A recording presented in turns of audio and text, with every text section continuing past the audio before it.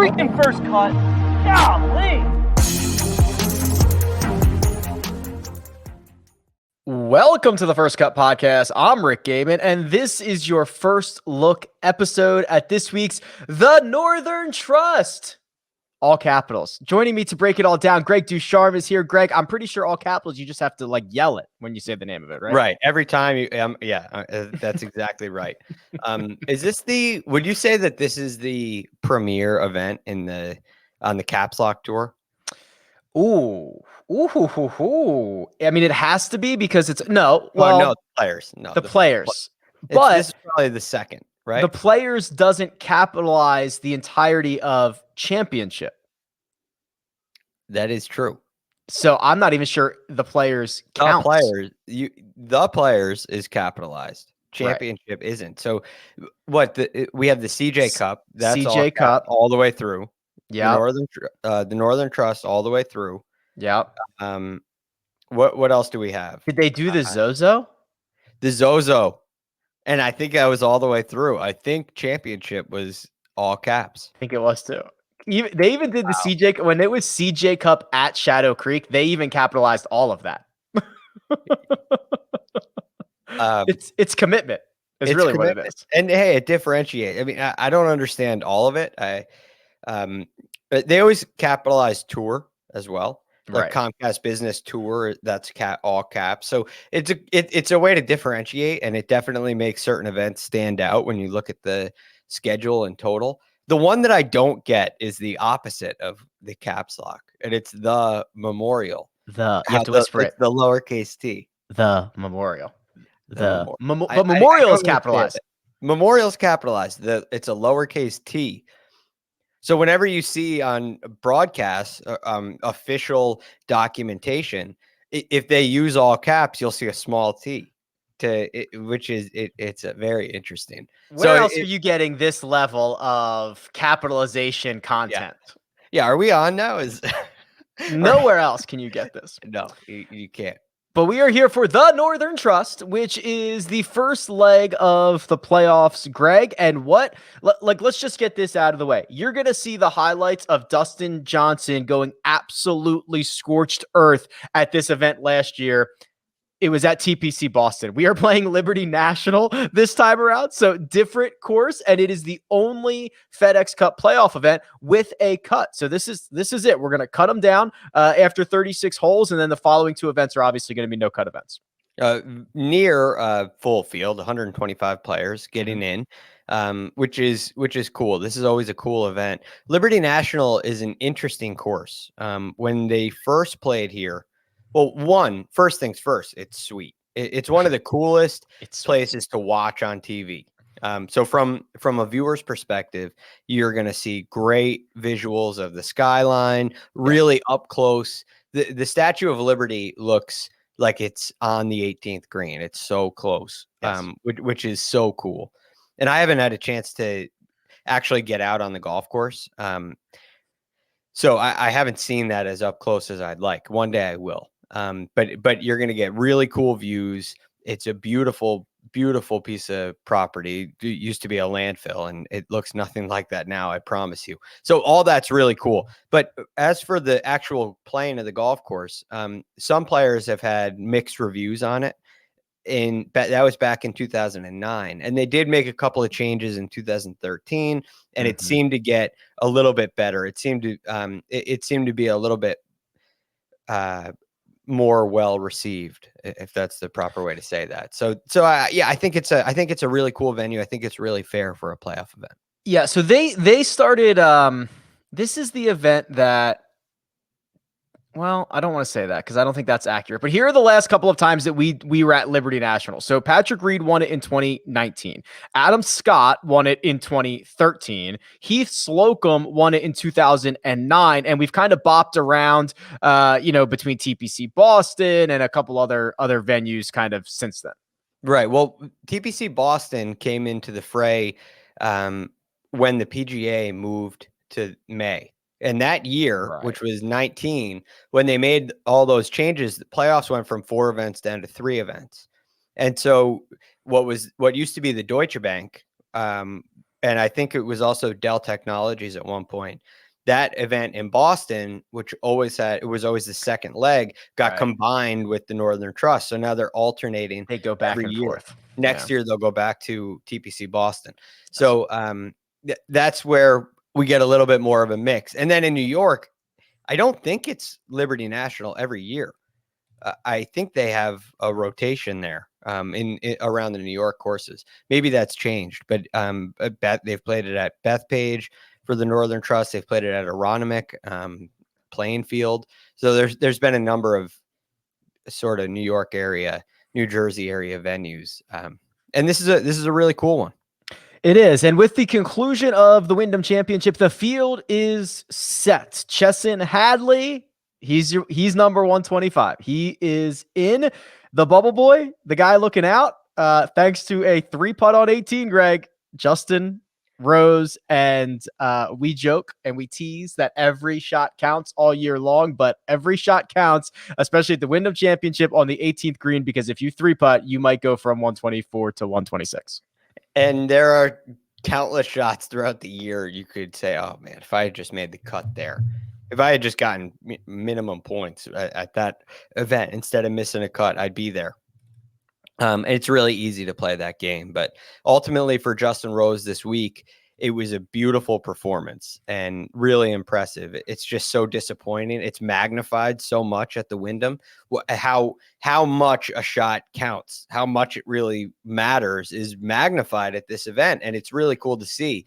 But ultimately, everybody's here for a reason. Everybody has shots they wish they could have back throughout the year, those ever important shots. But it all comes down to what you do on Sunday. Rosie looked like a sure thing. He looked like a log. He looked like he had a chance to win. I thought he had a real chance to get into that playoff. And unfortunately, he 3-putts, and all of a sudden, he's got a couple of weeks off. We can talk about the guys in the 125 who are going to try to make their way into the top 70 for the following event, but let's look at the top. I mean, just everyone's here. I mean, right? I mean, Rory, Rahm, DJ, Justin Thomas. I mean, take your pick. If there is a star that you are interested in seeing, like Colin Morikawa, he will be teeing it up, because this is when all the FedEx Cup points, they start to go bonkers, Greg, right? I mean, this is where you get 2 events to position yourself for Eastlake, and we have learned in the short history of using starting strokes, they matter more than I think anybody wanted to give it credit for maybe the first year. Like, you have to be probably in the top 5 heading into the Tour Championship if you want a shot to actually win it. You do need to be you're not coming back from 10 shots back. No, there's just no way. So but the playoffs give you a real opportunity, a real good opportunity to move up. And you can move up rather quickly. I'm trying to get the actual point breakdown now. There's a distribution, and I'm trying to find the one for the playoffs, which I haven't found yet, but it's either triple or quadruple points. I think the winner gets 1,500 now. It's quadruple. It's what I just found. It's 2,000. So yeah, you go from 500 is a regular field event to 2,000. Actually, hold on. First 2 events at the conclusion of points.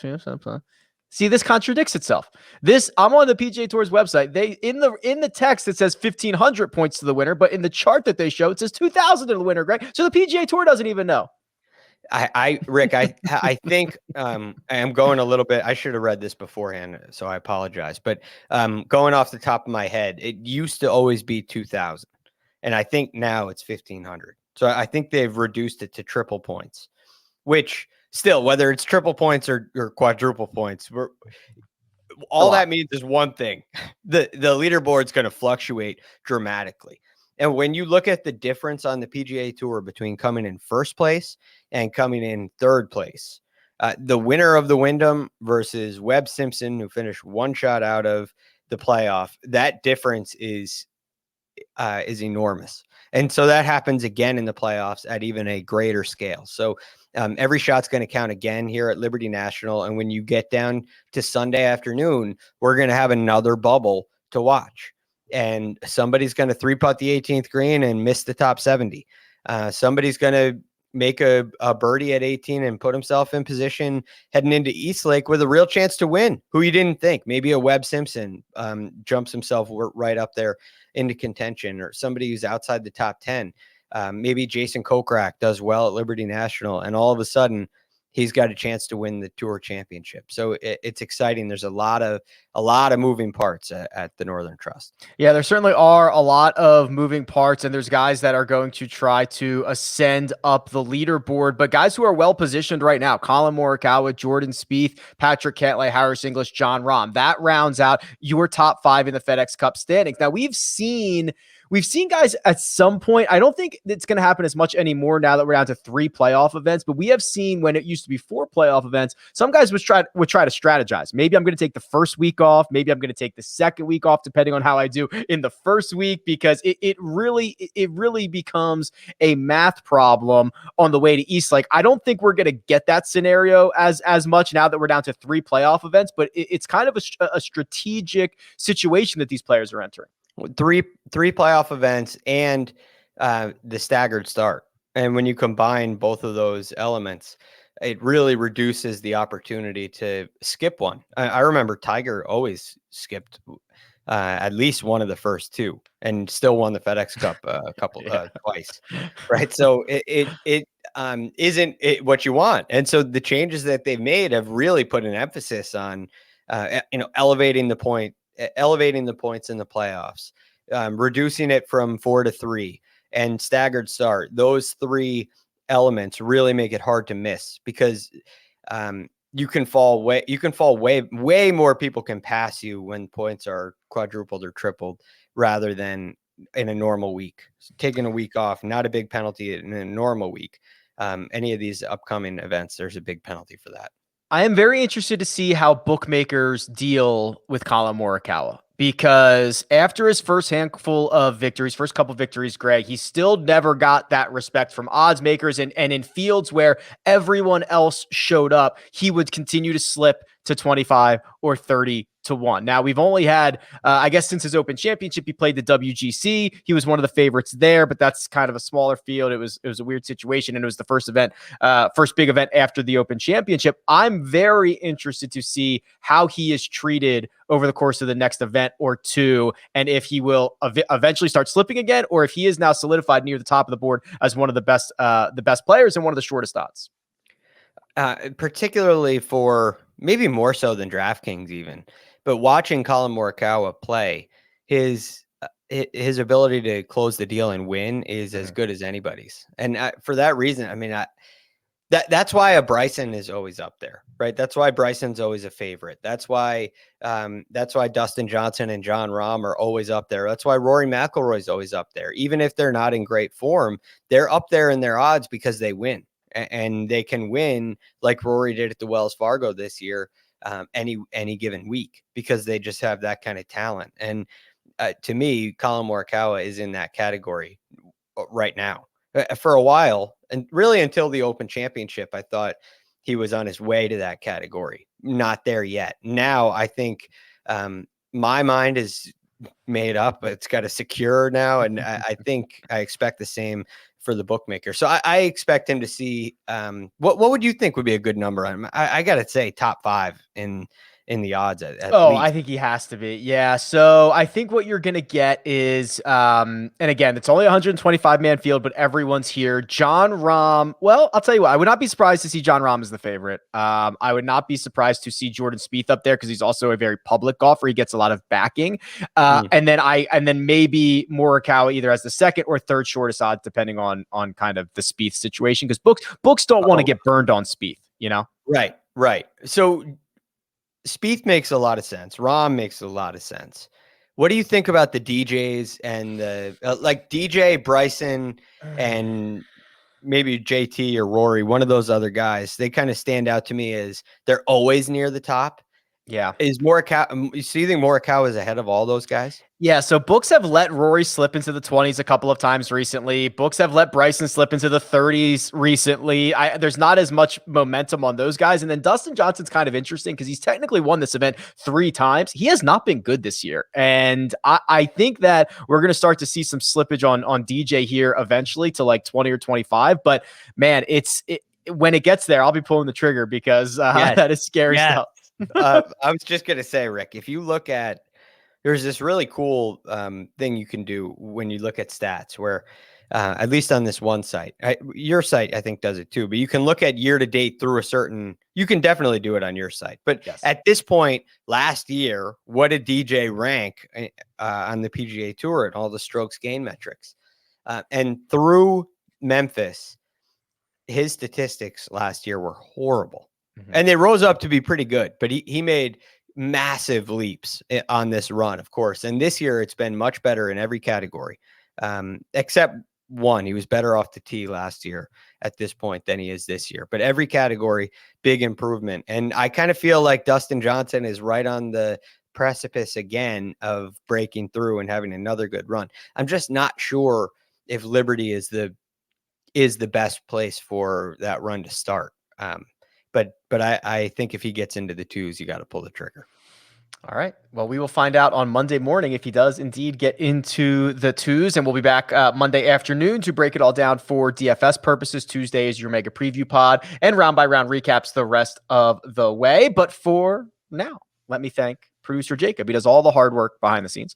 That right there, it's Greg DuCharme. You can find him on Twitter at @TheRealGFD. This has been your first look for the Northern Trust. You can find me at Rick Run Good. This has been The First Cut. I will catch you next time.